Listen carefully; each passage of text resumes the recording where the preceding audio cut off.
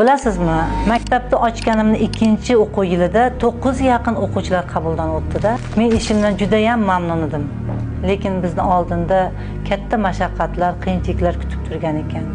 Lekin hamma ota-ona ham bolalarini bilim olish uchun emas, bizdan rasmiy hujjatlar olish uchun qabuldan o'tganini o'rgandik.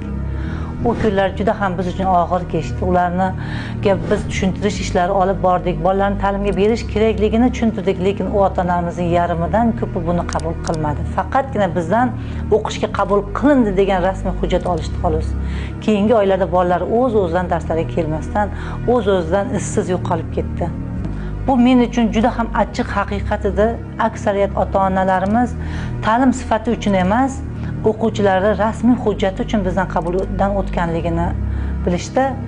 Hattoki buni eshitgan turk hamkorlarimiz juda ham hayron qolishdi. Farzandlari uchun nima uchun farzandlarning ta'limdan ko'ra rasmiy hujjatlar muhimligi, nima uchun ular aynan ularga beriladigan ma'lumotnoma muhimligini eshitib juda ham hayron qolishdi-da.